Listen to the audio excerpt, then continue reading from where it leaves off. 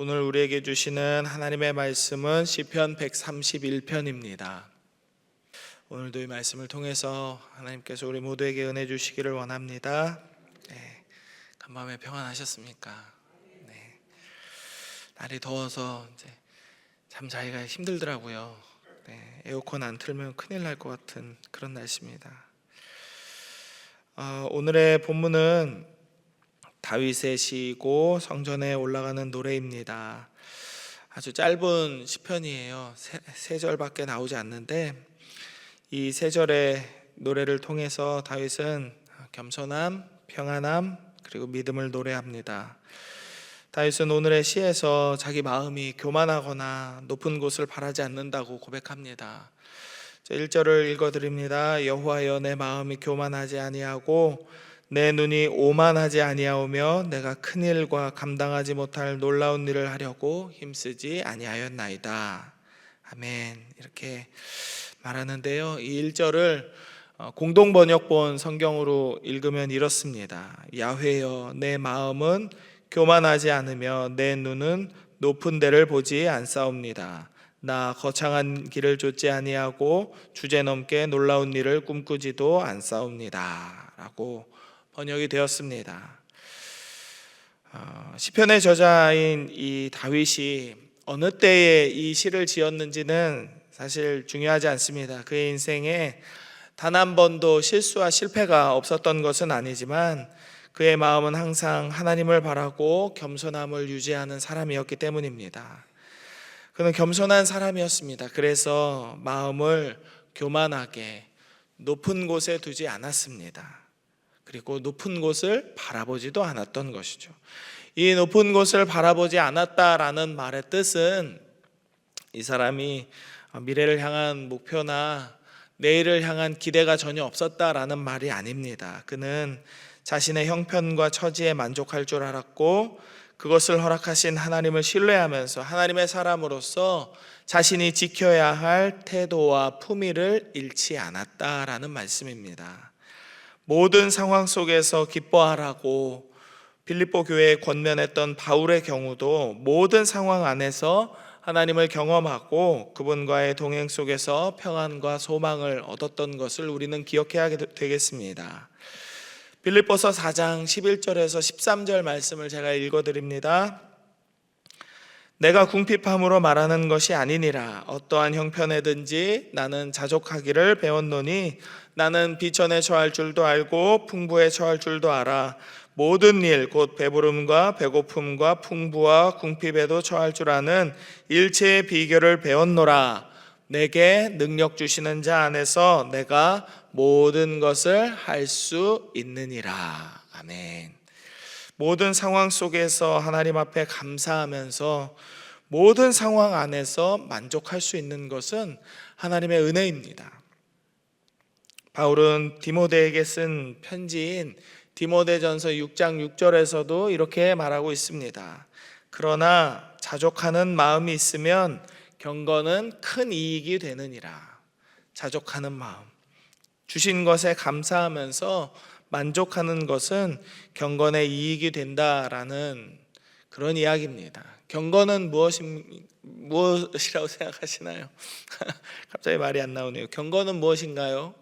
경건이라 하면 뭔가 어떤 표현하기는 애매한데 교회 안에서 신령한 태도를 갖추고 뭔가 성령 충만한 것 같고 대단한 어떤 믿음을 가진 사람이 경건이다라고 생각할 수 있겠습니다.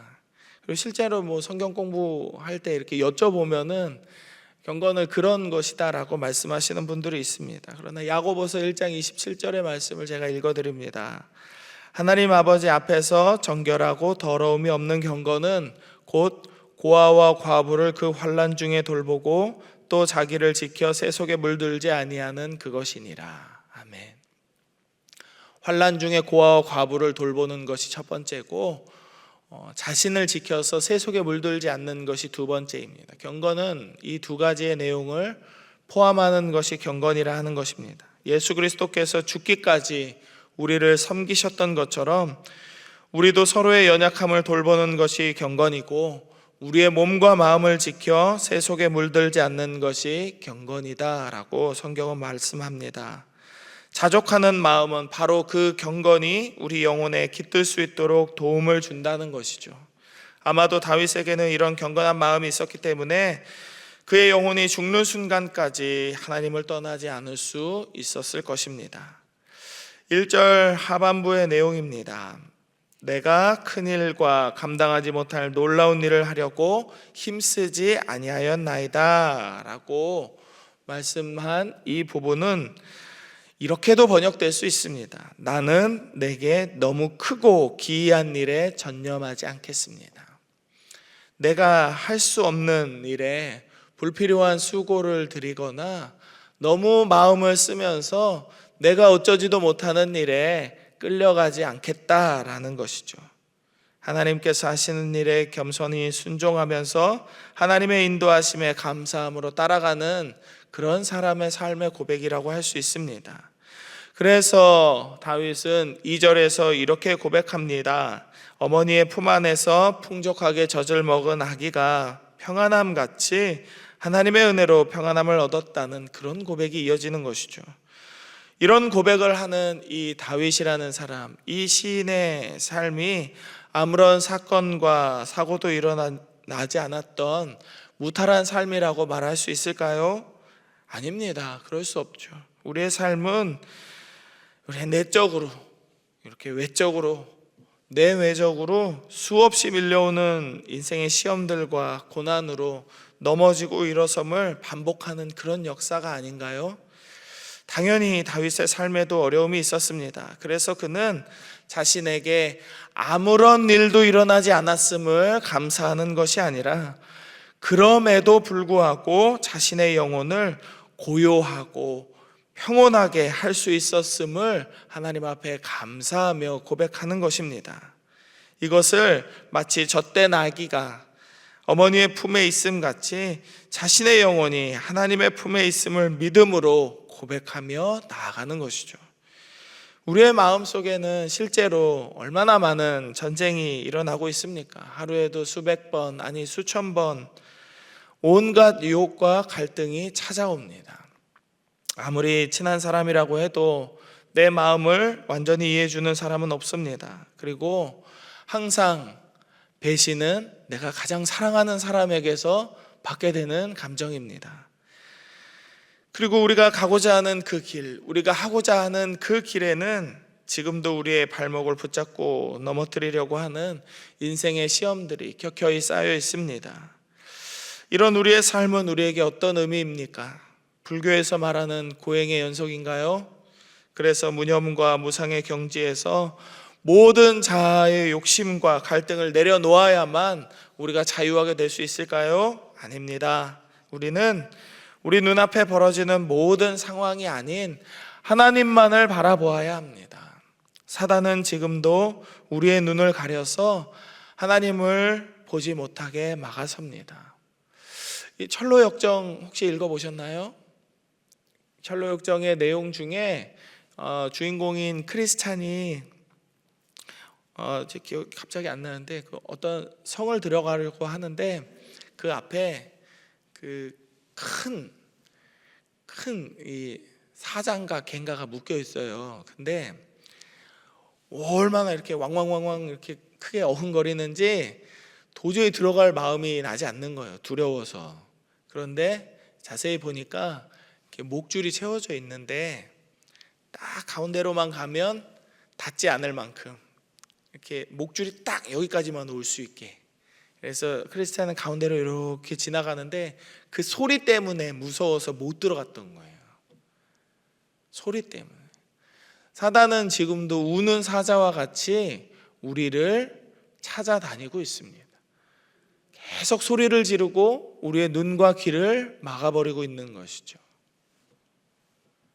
자꾸 들려오는 우리에 대한 불편한 말, 불편한 시선들, 끝없이 일어나는 삶의 어려움들은 우리가 하나님이 아닌 괴로움과 고난을 묵상하게 만듭니다. 내 눈앞에는 이런 어려움이 있어, 이런 힘든 일들이 있고 나는 이 얘기를 들어서 너무 마음이 불편해, 내 머릿속이 복잡해.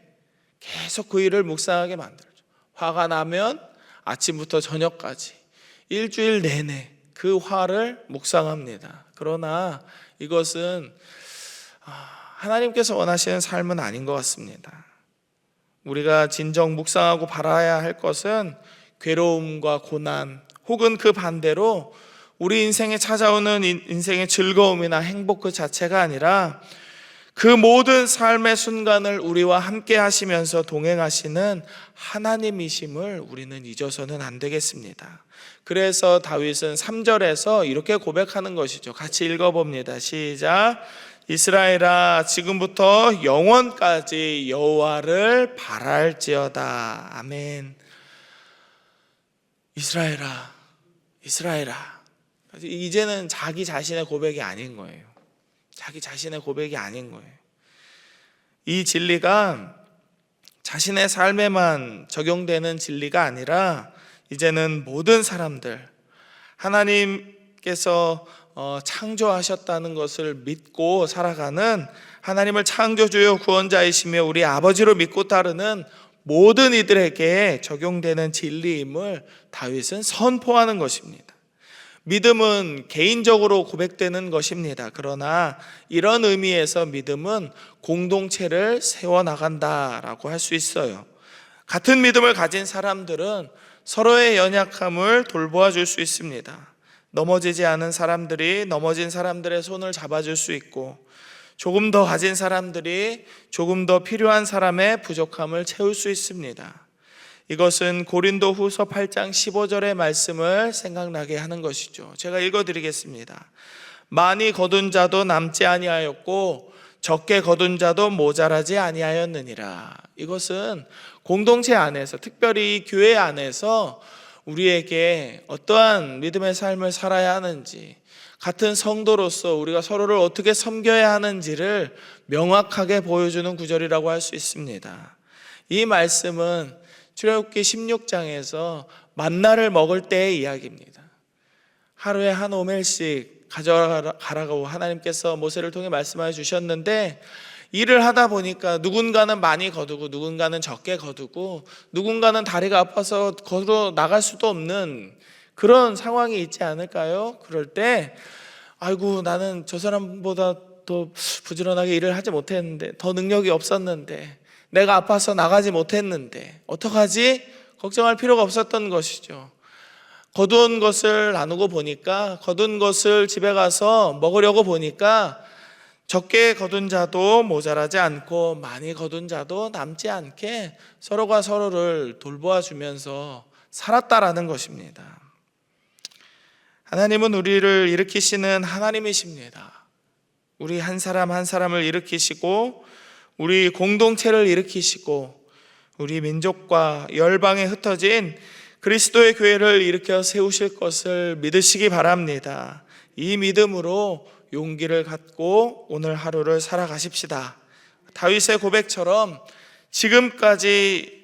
지금부터 영원까지 겸손한 마음으로 오직 하나님만 바라고 살아가십시다. 그렇다면 어제나 오늘이나 영원토록 변함이 없으신 그리스도의 은혜와 크신 사랑이 우리를 붙들어 주실 것입니다. 이 진리 안에서 하나님의 은혜를 누리고 하나님께서 주시는 복을 받는 우리 광양제일교회 모든 성도님들 다 되시기를 주님의 이름으로 축복합니다.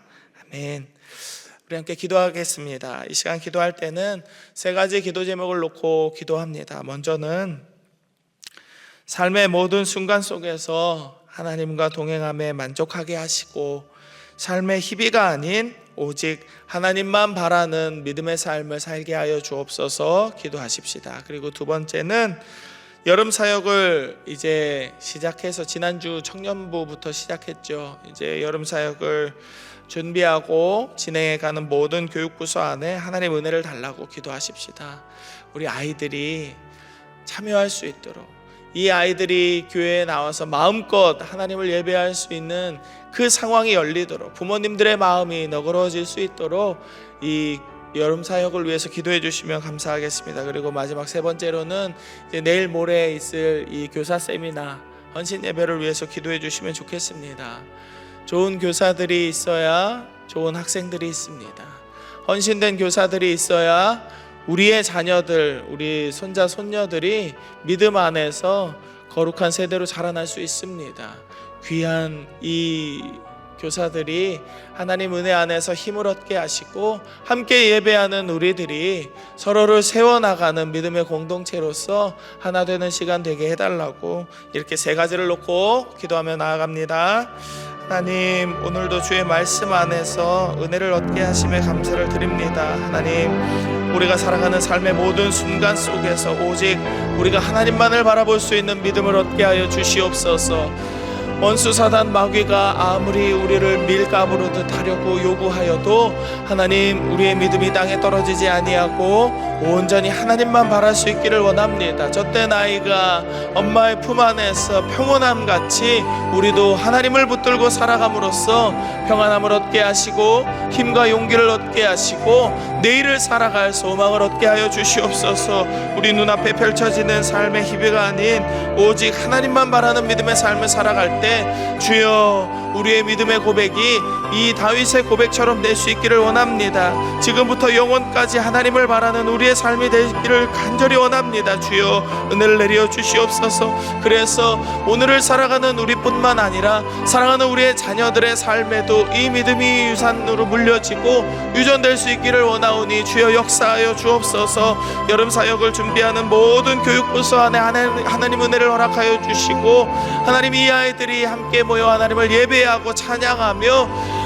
거룩한 손을 모아서 두 손 들고 하나님 앞에 기도하며 나아가는 믿음의 세대로 성장할 수 있도록 주여, 이때의 이 여름 사역에 하나님의 은혜를 풍성하게 부어 주시옵소서. 아이들이 교회에 나올 수 있는 모든 상황과 환경이 열릴 수 있도록 아버지 허락하시고 이 아이들을 교회에 보낼 수 있도록 하나님, 이 아이들의 부모들의 마음도 너그러워지고 열릴 수 있도록 주여 은혜를 내려 주시며 하나님, 진행되는 모든 여름 사역 안에 하나님께서 함께하여 주시어서 좋은 날씨와 환경과 돕는 모든 손길들을 하나님께서 허락하여 주시옵소서. 하나님, 이번 주 수요일에 교사 세미나 있습니다. 하나님, 은혜를 허락하시고 하나님, 이 세미나 안에서 많은 교사들이 힘을 얻기를 원합니다. 수고하는 헌신하는 이 교사들 안에 새로운 힘과 능력을 더하여 주시고 이들의 헌신과 수고를 통하여서 사랑하는 우리의 자녀들과 자손들이 거룩한 세대로 거듭나는데 하나님, 은혜의 통로로 이들이 사용될 수 있도록 주여 함께하여 주시옵소서. 함께 기도하고 연합하는 우리 안에 하나님의 풍성한 은혜와 주의 성령의 충만하심을 허락하시는 복된 시간 되게 하여 주시옵소서. 주여 감사합니다. 하나님, 오늘 이 다윗의 짧은 시를 통하여서 하나님, 우리의 마음이 겸손하여지고 평안함 가운데에서 믿음으로 오늘 하루를 그리고 내일을 살아갈 소망을 얻게 하여 주심에 감사를 드립니다. 주님, 우리도 다윗의 고백처럼 삶의 모든 순간 속에서 하나님과 동행함에 만족하게 하시고 삶의 좋고 나쁨의 연속인 이 희비를 바라보면서 우리의 마음을 빼앗기지 아니하고 오직 하나님만 바라는 믿음 안에 살게 하여 주옵소서. 그래서 이 믿음이 우리의 때뿐만 아니라 우리의 자녀들에게도 물려지기를 원합니다. 저들이 연약한 우리의 믿음보다 갑절의 믿음으로 이 완악한 세대 가운데에서 믿음으로 승리하며 살아갈 수 있기를 원합니다. 주여, 우리를 불쌍히 여겨 주옵소서. 사랑하는 우리의 자녀들, 손자 손녀들이 여름 사역 안에서 하나님 은혜를 경험할 수 있기를 원합니다. 여름 사역을 준비하는 모든 교육부서에 하나님 은혜를 허락하시고 준비하는 모든 과정이 주의 성령의 충만하심으로 기쁨과 감사와 즐거움으로 진행되게 하여 주시고 이 여름 사역이 진행되는 동안 우리의 아이들이 믿음으로 거듭나는 복된 믿음의 세대 되게 하여 주시옵소서. 수요일에 있는 교사 세미나에 하나님 은혜를 부어주시고 수고하고 헌신하는 모든 교사들 안에 새로운 힘과 능력을 더하여 주옵소서.